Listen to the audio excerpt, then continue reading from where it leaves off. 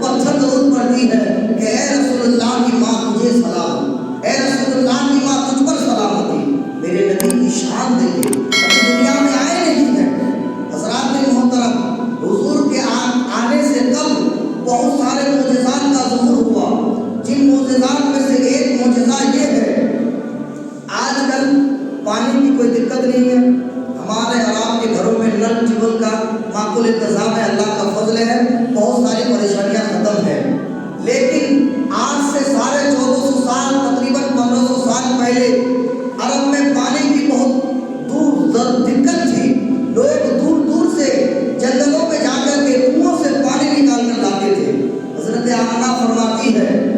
مصطفیٰ میرے پیٹ میں ہے، میں مکے کی کافرہ مشرکہ عورتوں کے ساتھ پانی لینے کے لیے جنگل میں دور جاتی ہوں تو میں کیا دیکھتی ہوں کہ جب مکے کی کافرہ مشرکہ عورتوں کو پانی نکالنا رہتا ہے تو انہیں ایک بالٹی ایک ڈول کی ضرورت پڑتی ہے، ایک رسی کی ضرورت پڑتی ہے، اور عقل کا تقاضا بھی یہی ہے کہ کنویں سے پانی نکالنے کے لیے آپ کو ایک بالٹی اور ایک رسی کی ضرورت ہے، رسی کو بالٹی میں لگا کر کے کنویں میں ڈالنے کی ضرورت ہے، پھر کنویں سے چھپ کر کے پانی نکالنے کی ضرورت ہے، یہی نہ ہے؟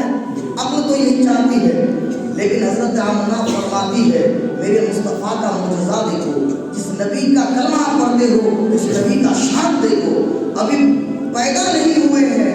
حضرت آمنہ فرماتی ہے کہ جب اوروں کو پانی نکالنا رہتا، مکے کی کافرہ مشرکہ عورتیں پانی نکالتی تو ڈول اور رسی ڈال کر پانی نکالتی، لیکن جب میری باری آتی تو مجھے رسی اور ڈول کی ضرورت نہیں پڑتی، میں بالٹی کو کنویں کے قریب لے جاتا، کنویں کا پانی چل کر خود میرے بالٹی میں آ جاتا۔ حضرت مکے کی کافرہ اور مشرکہ عورتوں نے پوچھا اے آمنہ ماجرا کیا ہے، ریزن کیا ہے؟ جب ہمیں پانی کی ضرورت پیش آتی ہے، ہمیں ڈول اور رسی کی ضرورت پڑتی ہے، ہمیں جھکنے کی ضرورت پڑتی ہے، لیکن اے آمنہ جب تمہیں پانی لینا ہوا تمہیں ڈول اور رسی کی ضرورت نہیں پڑی، غیب سے آواز آتی ہے اے مکے کی کافرہ اور مشرکہ عورتیں سنو سنو، تمہارے پیٹ میں جو بچہ ہے وہ دنیا کا عام بچہ ہے، لیکن آمنہ کے پیٹ میں جو بچہ ہے وہ بچہ کوئی عام بچہ نہیں، وہ محمد عربی ہے، وہ دنیا کے کسی چیز کے سامنے جھکنے نہیں بلکہ پوری دنیا کو ایک اللہ کے سامنے جھکانے آیا۔ اگر آمنہ جھکے گی تو نبی کا جھکنا لازم آئے گا، اور اللہ کو نبی کا جھکنا پسند نہیں۔ بتائیے آپ کے نبی کا شان کتنا بلند ہے، اس لیے تو میرے امام نے کہا سب سے اعلیٰ و اولیٰ ہمارا نبی، کہیے سبحان اللہ، سب سے اعلیٰ و اولیٰ ہمارا نبی، دونوں عالم کا دلہا ہمارا نبی۔ کون دیتا ہے دینے کو منہ چاہیے، دینے والے تو بہت ہیں، ضرورت کے ٹائم دینے والے بہت ہیں، لیکن کل محشر کے میدان میں جب لوگ نفسی نفسی کے عالم میں ہوں گے، بھائی بیٹے کو نہیں پہچانے گا، ماں بیٹی کو نہیں پہچانے گی، دوست دوست کو نہیں پہچانے گا، یہاں تک کہ انبیاء کرام بھی کہہ دیں گے اذهبوا الی غیری اذهبوا الی غیری، کہیں اور جاؤ، کوئی مددگار نہیں ہوگا، کوئی مدد نہیں ملے گی، وہاں میرے مصطفیٰ کہیں گے کہ یا اللہ میرے گنہگار امتی کو بخش دے۔ اس لیے میرے امام نے کہا کون دیتا ہے دینے کو منہ چاہیے، دینے والا ہے سچا ہمارا نبی، دینے والا ہے سچا ہمارا نبی۔ حضرات محترم، اللہ تبارک و تعالیٰ نے قرآن پاک میں ارشاد فرمایا وَرَفَعْنَا لَكَ ذِكْرًا، میں نے آپ کو بتایا کہ ذکر کی چند کیفیتیں ہیں، یہ اللہ نے جو اپنے نبی کو بلند کیا اس کی بلندی کی کیفیات مختلف ہیں۔ ایک تو یہ ہے کہ آپ کے بعثت سے قبل، جیسا کہ میں نے آپ کو بتایا، جب آپ کی پیدائش ہوتی ہے، مصنف ابن عبدالرزاق کی روایت ہے، حضرت جابر رضی اللہ تعالی عنہ میرے آقا کی بارگاہ میں آتے ہیں، پوچھتے ہیں یا رسول اللہ یا حبیب اللہ، اللہ تبارک و تعالیٰ نے سب سے پہلے کس چیز کو پیدا کیا؟ اللہ نے سب سے پہلے کس چیز کو پیدا کیا؟ تو آپ اور ہمارے نبی جناب محمد رسول اللہ صلی اللہ تعالی علیہ وسلم ارشاد فرماتے ہیں اے جابر سنو، اللہ نے سب سے پہلے کس چیز کو پیدا کیا؟ اول ما خلق اللہ نوری، اے جابر سن، اللہ نے سب سے پہلے تیرے نبی کے نور کو پیدا کیا، اللہ نے سب سے پہلے مصطفیٰ کے نور کو پیدا کیا۔ اب مصنف ابن عبدالرزاق کی روایتیں ہیں مختلف الفاظ کی شکلوں میں، گویا کہ میرے نبی نے یہ بتایا کہ جابر سنو، سب سے پہلے اللہ نے میرے نور کو پیدا کیا، اور اس نور سے اللہ تبارک و تعالیٰ نے جنت کو بنایا، مصطفیٰ کے نور سے جنت کو سجایا گیا، نبی کی نور سے حضرت جبریل بنے، نبی کی نور سے اسرافیل بنے، نبی کی نور سے میکائیل بنے، نبی کی نور سے آدم بنے، نبی کی نور سے ابراہیم بنے، نبی کی نور سے اسماعیل بنے، نبی کی نور سے اسحاق بنے، بلکہ مصطفیٰ کے نور سے جنت کو بھی بنایا گیا اور جنت کو سجایا بھی گیا۔ میرے آقا کو جنت کو بھی بنایا گیا، سجایا گیا میرے آقا کے نور سے۔ آقا کا صدقہ ہے. کیا کہنا مصطفیٰ کے عظمتوں کا, میرے حضور کی شان کا کیا کہنا, میرے مصطفیٰ کے عظمتوں کا کیا کہنا. پورے دنیا میں جتنے سمندر ہے اگر سب کو سیاہی بنا لیا جائے, سیاہی سمجھنا جس میں لکھتے ہیں, اور پورے دنیا کے درختوں کو قلم کا شکل دیا جائے تو میرے آقا کے ایک وصف کو مکمل نہیں کیا جا سکتا ہے. میرے آقا کی شان یہ ہے, میرے آقا کی عظمت یہ ہے. بلکہ میں آپ کو بتاؤں, در مختار فتویٰ شامی میں عبارت ہے, نص قطعی کی عبارت کہ نبی پاک صلی اللہ تعالی علیہ وسلم کا جسم مبارک زمین کے جس حصے سے لگ جائے, مصطفیٰ کا بدن مٹی کے جس حصے سے لگ جائے, علامہ شامی فرماتے ہیں کہ زمین کا وہ حصہ عرش الہی سے افضل ہے. یہ میرے نبی کی شان ہے. لیکن آج کچھ لوگوں کو سمجھ میں نہیں آتی ہے کہ میرے نبی کی شان کیا ہے.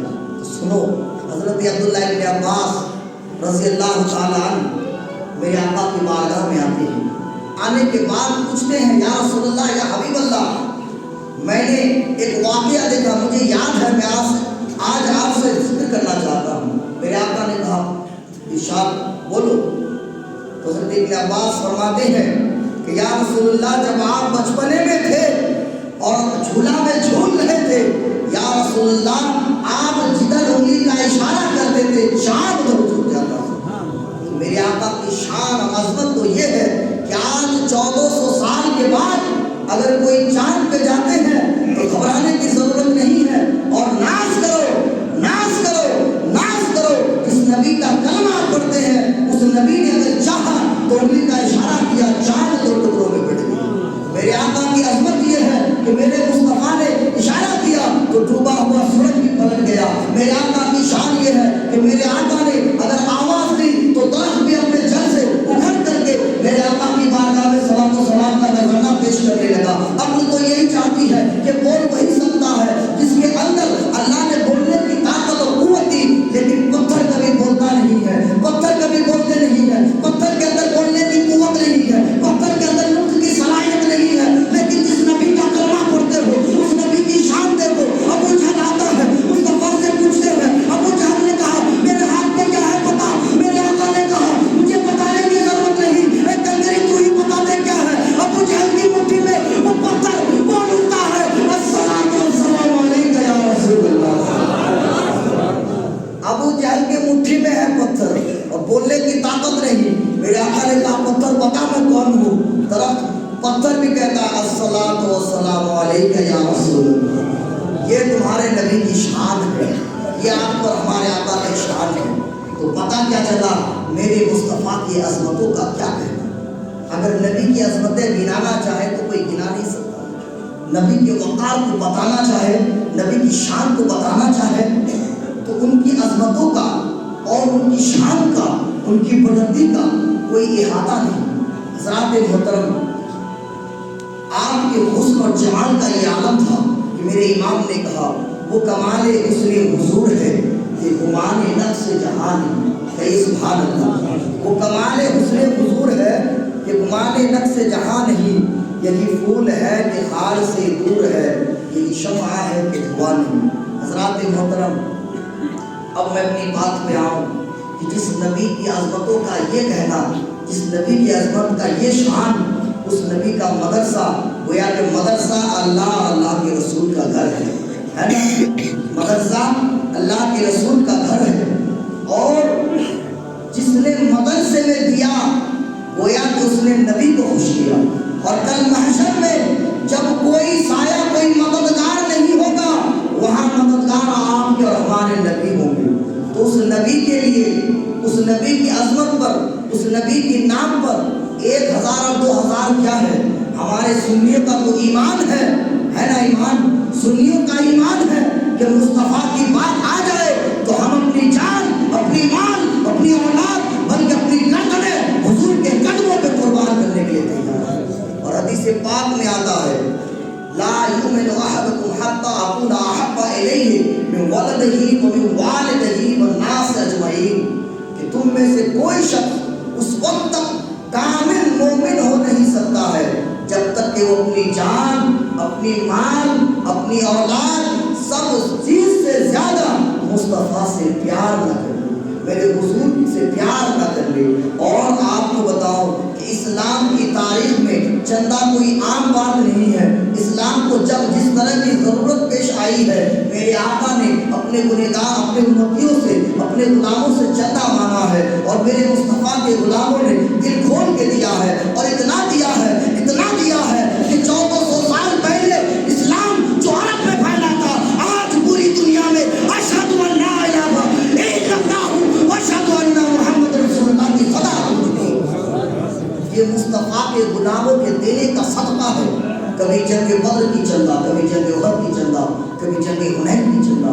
और आज चंदे की जरूरत है तो जंग की जरूरत नहीं है, आज तारीफ की जरूरत है, मुस्तफा के मिशन को बढ़ाने की जरूरत है। और मुस्तफा का मिशन वो मदरसा है, मुस्तफा का मिशन वो हुजूर की तालीम है। और हदीस पाक में आता है, अल इल्म हयातुल इस्लाम व इबादतुह, इल्म इस्लाम की जिंदगी है, इल्म इस्लाम का खंभा है।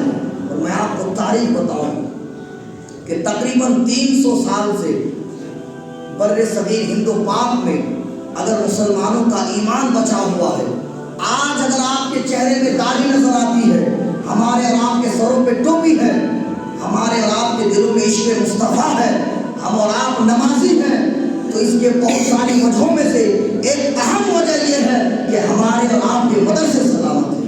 ये सारे सदक़े हैं मदरसों की, इसलिए बढ़ चढ़ के मदरसों की हिफाजत करो। और आप लोग तो बहुत खुशनसीब है, हदीस पाक में आता है कि एक तालिब इल्म अगर किसी कब्रिस्तान से गुजर जाए तो 40 दिन का अज़ाब उठा लिया जाता है। और घावदीपुर वाले के यहाँ तो 100 तालिब इल्म गुजरता है कि नहीं? अपना तरीका तो आप तो तालिब इल्म से पढ़ते दिन ही तो अल्हम्दुलिल्लाह।